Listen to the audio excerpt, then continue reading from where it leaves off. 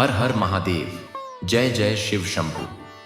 प्रिय भक्तों, क्या आपका जीवन धन की कमी और संघर्षों से घिरा हुआ है?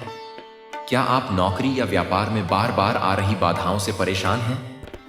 तो अब चिंता करने की कोई आवश्यकता नहीं है, क्योंकि आज हम आपके लिए लेकर आए हैं देवों के देव महादेव का एक ऐसा शक्तिशाली और चमत्कारी मंत्र, जिसका जाप या श्रवण मात्र से आपकी सारी मुश्किलें दूर हो जाएंगी और आपके घर में सुख समृद्धि का वास होगा।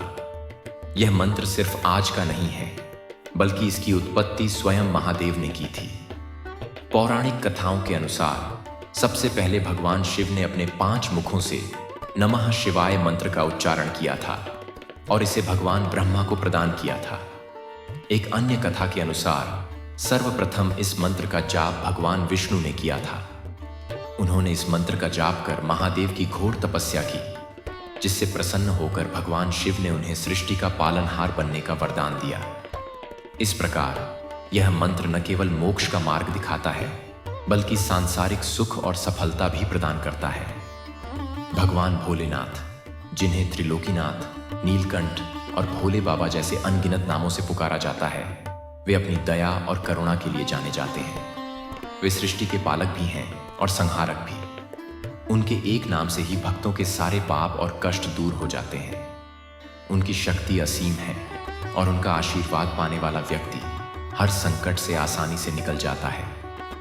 यह मंत्र सिर्फ धन दौलत पाने का जरिया नहीं है, बल्कि यह आपकी आत्मा को शुद्ध करता है, आपके मन को शांति देता है और आपको जीवन की सही दिशा दिखाता है।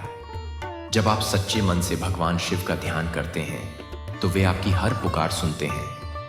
उनका आशीर्वाद उन पर होता है जो श्रद्धा और भक्ति से उनका स्मरण करते हैं। तो आइए पूरी श्रद्धा और भक्ति के साथ इस दिव्य और शक्तिशाली मंत्र का 108 बार जाप करें। इस जाप से आपके जीवन में सकारात्मकता आएगी, सभी कष्टों का नाश होगा और महादेव की कृपा से आपका जीवन खुशियों और धन धान्य से भर जाएगा। ॐ त्र्यम्बकं यजामहे सुगन्धिं पुष्टिवर्धनम् उर्वारुकमिव बन्धनान् मृत्योर्मोक्षीयमामृतात्।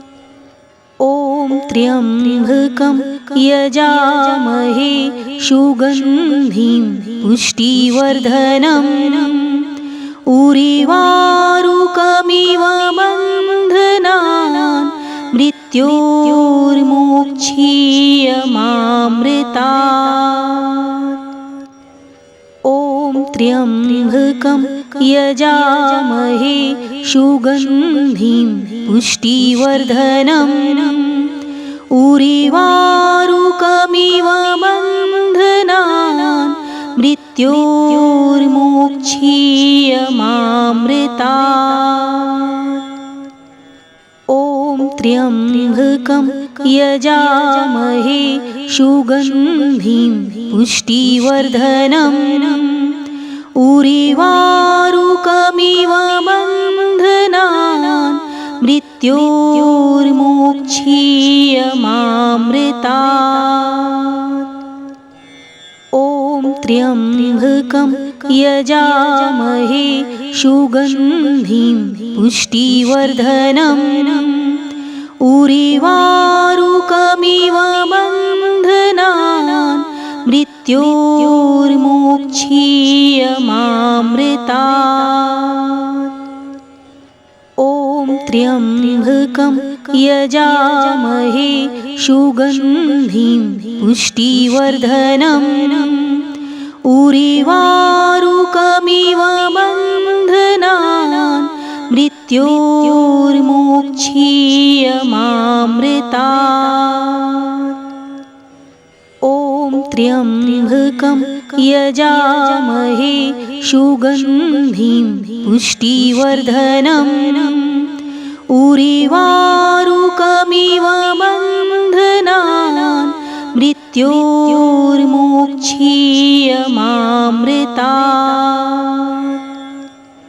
ॐ त्र्यम्बकं यजामहे सुगन्धिं पुष्टिवर्धनम् उर्वारुकमिव बन्धनान् मृत्योर्मोक्षीयमामृतात्। ॐ त्र्यम्बकं यजामहे सुगन्धिं पुष्टिवर्धनम् उर्वारुकमिव बन्धनान् मृत्योर्मोक्षीयमामृतात्। ॐ त्र्यम्बकं यजामहे सुगन्धिं पुष्टिवर्धनम् उर्वारुकमिव बन्धनान् मृत्योर्मोक्षीयमामृतात्। ॐ त्र्यम्बकं यजामहे सुगन्धिं पुष्टिवर्धनम् उर्वारुकमिव बन्धनान् मृत्योर्मोक्षीयमामृतात्।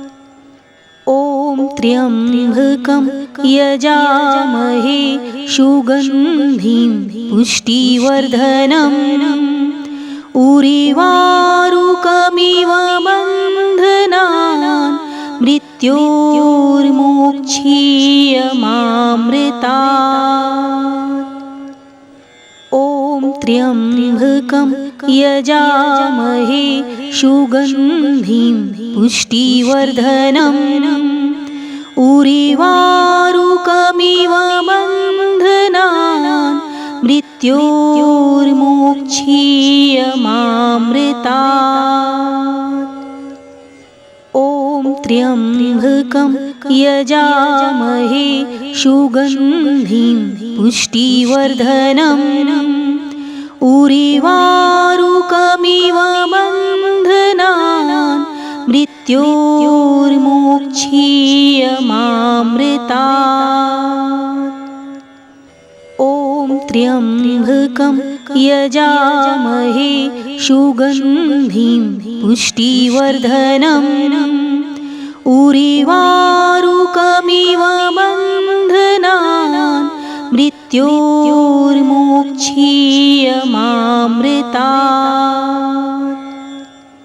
ॐ त्र्यम्बकं यजामहे सुगन्धिं पुष्टिवर्धनम् उर्वारुकमिव बन्धनान् मृत्योर्मोक्षीयमामृतात्। ॐ त्र्यम्बकं यजामहे सुगन्धिं पुष्टिवर्धनम् उर्वारुकमिव बन्धनान् मृत्योर्मोक्षीयमामृतात्। ॐ त्र्यम्बकं यजामहे सुगन्धिं पुष्टिवर्धनम् उर्वारुकमिव बन्धनान् मृत्योर्मोक्षीयमामृतात्। ॐ त्र्यम्बकं यजामहे सुगन्धिं पुष्टिवर्धनम् उर्वारुकमिव बन्धनान् मृत्योर्मोक्षीयमामृतात्। ॐ त्र्यम्बकं यजामहे सुगन्धिं पुष्टिवर्धनम् उर्वारुकमिव बन्धनान् मृत्योर्मोक्षीयमामृतात्। ॐ त्र्यम्बकं यजामहे सुगन्धिं पुष्टिवर्धनम् उर्वारुकमिव बन्धनान् मृत्योर्मोक्षीयमामृतात्। मृत्योर्मोक्षीयमामृतात्।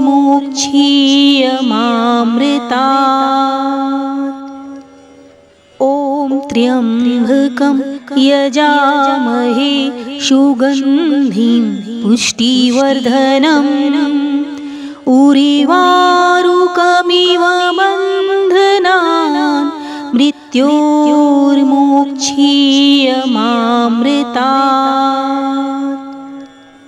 ॐ त्र्यम्बकं यजामहे सुगन्धिं पुष्टिवर्धनम् उर्वारुकमिव बन्धनान् मृत्योर्मोक्षीयमामृतात्। ॐ त्र्यम्बकं यजामहे सुगन्धिं पुष्टिवर्धनम् उर्वारुकमिव बन्धनान् मृत्योर्मोक्षीयमामृतात्। ॐ त्र्यम्बकं यजामहे सुगन्धिं पुष्टिवर्धनम् उर्वारुकमिव बन्धनान् मृत्योर्मोक्षीयमामृतात्। ॐ त्र्यम्बकं यजामहे सुगन्धिं पुष्टिवर्धनम् उर्वारुकमिव बन्धनान् मृत्योर्मोक्षीयमामृतात्। ॐ त्र्यम्बकं यजामहे सुगन्धिं पुष्टिवर्धनम् उर्वारुकमिव बन्धनान् मृत्योर्मोक्षीयमामृतात्। ॐ त्र्यम्बकं यजामहे सुगन्धिं पुष्टिवर्धनम् उर्वारुकमिव बन्धनान् मृत्योर्मोक्षीयमामृतात्। ॐ त्र्यम्बकं यजामहे सुगन्धिं पुष्टिवर्धनम् उर्वारुकमिव बन्धनान् मृत्योर्मोक्षीयमामृतात्। ॐ त्र्यम्बकं यजामहे सुगन्धिं पुष्टिवर्धनम् उर्वारुकमिव बन्धनान् मृत्योर्मोक्षीयमामृतात्। ॐ त्र्यम्बकं यजामहे सुगन्धिं पुष्टिवर्धनम् उर्वारुकमिव बन्धनान् मृत्योर्मोक्षीयमामृतात्। ॐ त्र्यम्बकं यजामहे सुगन्धिं पुष्टिवर्धनम् उर्वारुकमिव बन्धनान् मृत्योर्मोक्षीयमामृतात्।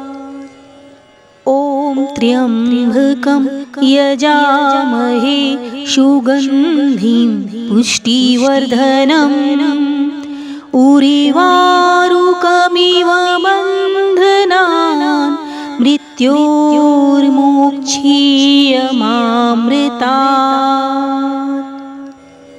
ॐ त्र्यम्बकं यजामहे सुगन्धिं पुष्टिवर्धनम् उर्वारुकमिव बन्धनान् मृत्योर्मोक्षीयमामृतात्।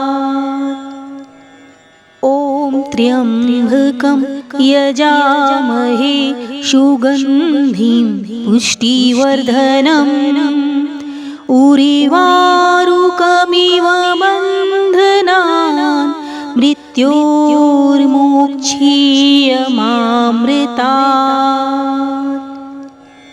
ॐ त्र्यम्बकं यजामहे सुगन्धिं पुष्टिवर्धनम् उरिवारुकमिव बन्धनान् मृत्योर्मोक्षीयमामृतात्।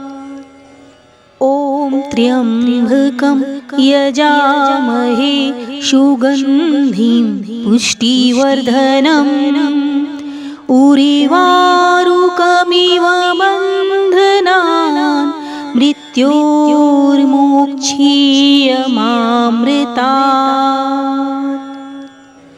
ॐ त्र्यम्बकं यजामहे सुगन्धिं पुष्टिवर्धनम् उरिवारुकमिव बन्धनान् मृत्योर्मोक्षीयमामृतात्।